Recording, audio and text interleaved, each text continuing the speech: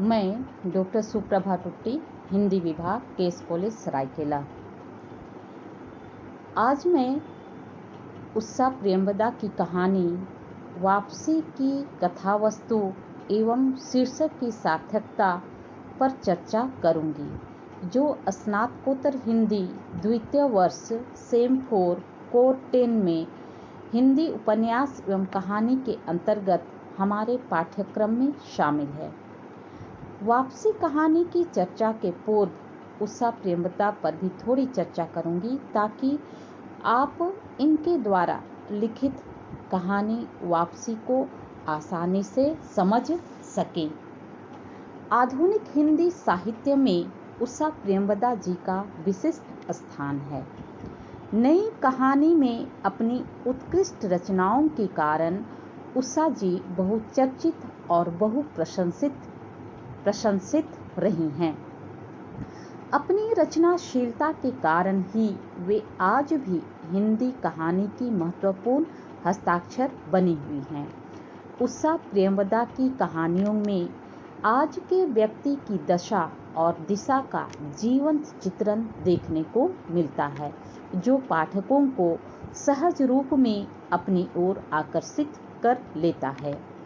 हिंदी कहानियों पर होने वाली कोई भी चर्चा इनकी कहानियों की चर्चा किए बिना लगभग अधूरी सी जान पड़ती है।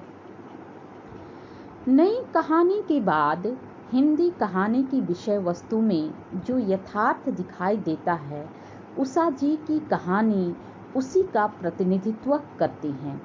वापसी कहानी में परंपरा और आधुनिकता का द्वंद्व दिखाई देता है।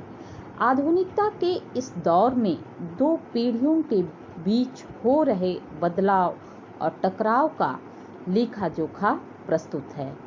कहानी में सेवानिवृत्त होकर घर लौटे गजाधर बाबू को अपने ही घर में पराया कर दिए जाने के कटु अनुभवों को चित्रित किया गया है।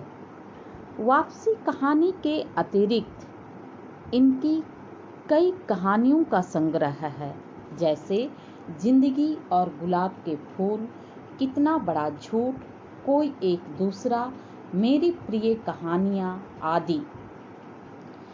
इनकी कई उपन्यास भी हैं। इनमें प्रमुख हैं 55 खंबे, लाल दीवारें, रुकोगी नहीं राधिका, शेष यात्रा, अंतवर्षी आदि। अब हम वापसी कहानी की कथावस्तु एवं शीर्षक की सार्थकता पर विचार करेंगे।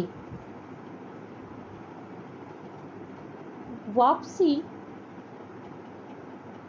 उषा प्रेमवदा की लिखी बहुत ही मर्मस्पर्शी कहानी है। गजाधर बाबू रेलवे में काम करते हैं। गणेशी उनका प्रिय सेवक है। परिवार दूर शहर में रहता है, ताकि एक जगह रहकर बच्चों की पढ़ाई लिखाई हो सके, क्योंकि गजाधर बाबू को रेल के साथ हमेशा जाना है और आना है। गजाधर बाबू ठीक 1 तारीख को वेतन का 3 हिस्सा घर भेज देते हैं और शेष अपने लिए। गजाधर बाबू प्रत्येक दिन छुट्टियों को गिना करते हैं, क्योंकि साल में वे 2-3 बार ही घर आ पाते हैं।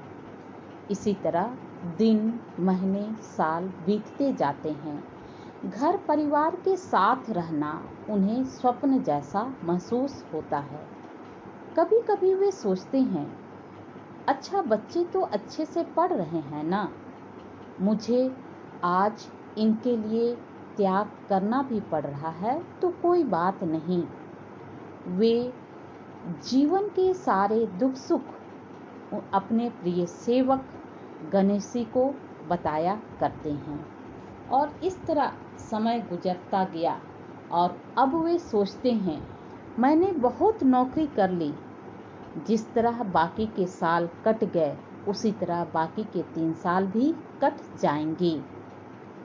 वे घर अक्सर चिट्ठियां लिखा करते हैं। उसमें पत्नी और बच्चों को लिखते हैं कि अब और कुछ दिनों की ही तो बात है, हम सब साथ होंगे। कोई एक ऐसा क्षण नहीं होता जिसमें उन्होंने अपने परिवार को याद ना किया हो। और इस तरह वह समय भी आ गया जिसका गजाधर बाबू को लंबे समय से इंतजार था। अर्थात अब उनके अवकाश का दिन आ गया था। वो खुश भी थे, लेकिन गणेशी रोता जा रहा था और रोने के साथ साथ वह उनका सामान भी बांधता जा रहा था। गणेशी जल्दी जल्दी बेसन के गरम गरम लड्डू बनाकर रास्ते के लिए तैयार कर देता था। गजाधर बाबू उसे बीच बीच में सांत्वना भी देते थे और उसे अपने घर आने के लिए बोलते हैं, कहते हैं, चलो रेल के इस धड़धड़ से छुट्टी तो मिली। बहुत खुशी से वो घर पहुंचते हैं और तीनों बच्चे, पत्नी सबको देखकर इन्हें लगता है कि जो खुशी वे ढूंढ रहे हैं वो अब प्राप्त हुआ है और पत्नी से कहते हैं कि चलो मैं तुम्हारे पास आ गया, उम्मीद नहीं थी, लो ये लड्डू बांट देना, गणेशी ने तुम सबों के लिए बनाए हैं। और इस प्रकार वे अपने जिंदगी के बचे दिन अपने परिजनों के साथ प्यार एवं आराम से बिताने का ख्वाब देखते हैं। वे एक सुंदर और सुखद घर का सपना संजोए घर लौटे तो उन्होंने पाया कि परिवार के लोग अपने अपने ढंग से जी रहे हैं। बेटा घर का मालिक बना हुआ है, बेटी बहू घर का कोई काम नहीं करते। यदि उन्हें रसोई बनाने के लिए कहा जाए तो वे जानबूझकर आवश्यकता से अधिक राशन खर्च कर देती हैं। इसलिए उनकी पत्नी अर्थात गजाधर बाबू की पत्नी ही खुद रसोई का भार ले लिया है, ताकि अपने अनुभव से घर गृहस्थी की जिम्मेवारी अच्छी तरह से संभाल सके। घर के अन्य कामों हेतु नौकर रखा गया है जिसकी कोई आवश्यकता नहीं है। जिस परिवार के लिए सालों छोटे मोटे स्टेशन के क्वार्टर में अकेले रहकर उन्होंने अपना जीवन गुजार दिया, उसी परिवार के किसी सदस्य के मन में उनके प्रति कोई लगाव नहीं है। बच्चों के लिए वे केवल पैसा कमाने के साधन मात्र हैं। गजाधर बाबू की उपस्थिति और किसी कार्य में उनका हस्तक्षेप बेटे बहू को स्वीकार नहीं हो पाता है। उनके होने में उनका हस्तक्षेप करना उन्हें अपने मन से जीने की स्वतंत्रता नहीं मिल पाती है। उनकी अपनी बेटी भी एक छोटी सी डांट पर मुंह फुला देती है तथा उनसे कट कर रहने लगती है।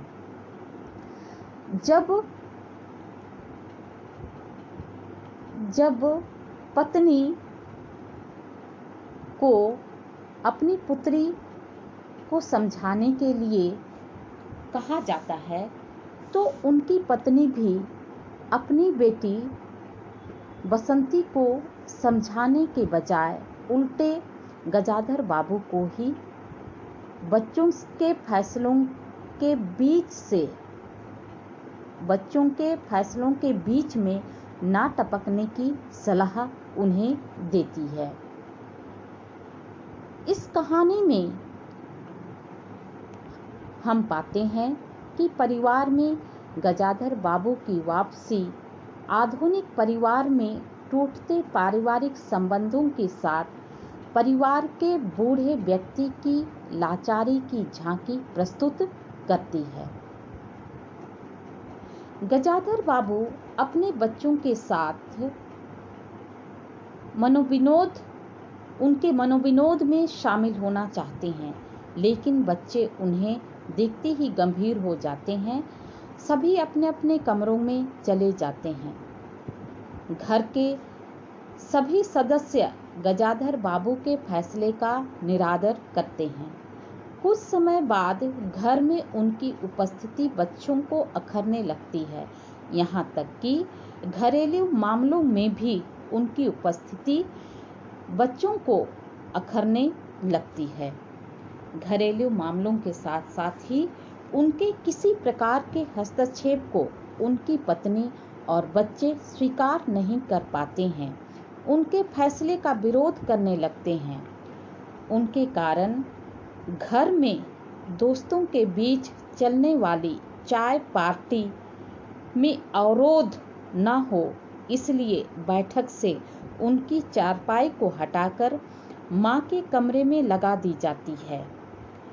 उनके लिए सबसे दुखद बात यह होती है कि जिस पत्नी का स्नेह और प्रेम नौकरी के समय निरंतर उनके स्मरण में रहा करता था, अब वही पत्नी घर की रसोई संभालने में ही संतोष का अनुभव करती है तथा पति से अधिक बच्चों के बीच रहने में अपने जीवन की सार्थकता समझती है। कुल मिलाकर गजाधर बाबू अपने परिजनों के बीच पराया हो जाना बर्दाश्त नहीं कर पाते हैं। अपनी पत्नी और बच्चों से निराश होकर पुनः रामजी के चीनी मिल में नई नौकरी खोजकर घर से चले जाने का फैसला ले लेते हैं और एक दिन अपनी पत्नी से कहते हैं कि मुझे वहाँ छोटा मोटा काम मिल रहा है, अच्छा है तुम लोगों को भी कुछ पैसे मिल जाएंगे।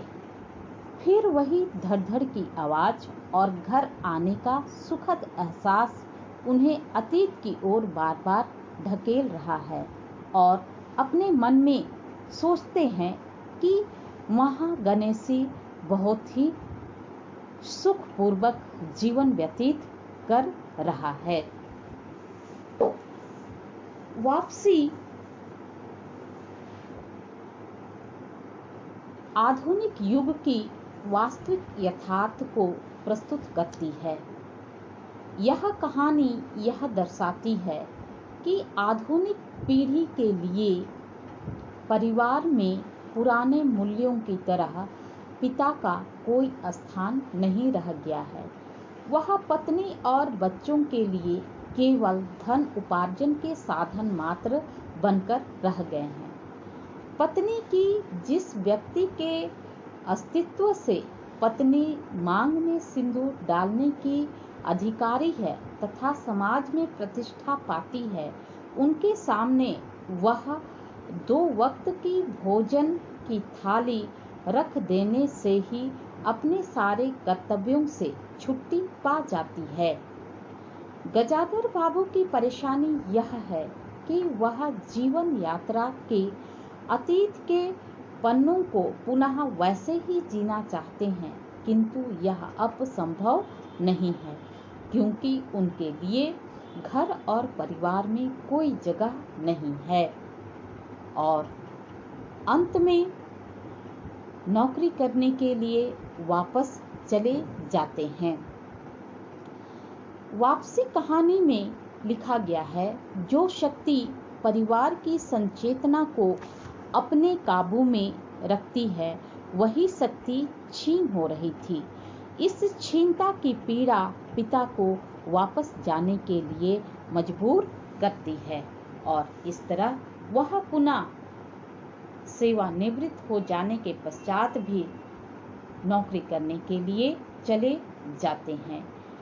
इस प्रकार हम देखते हैं कि यह कहानी वर्तमान युग में बिखरते हुए मध्यम वर्गीय परिवार की त्रासदी तथा मूल्यों के विघटन की समस्या पर भी प्रकाश डालती है। वापसी कहानी एक वृद्ध व्यक्ति के अकेलेपन, अपने ही घर परिवार से अलगाव और उसकी आंतरिक पीड़ा को व्यक्त करने में कामयाब है। पाठक गजाधर बाबू के साथ तारतम्य स्थापित कर पाती है और कहानी पाठकों पर भी गहरा प्रभाव डालती है।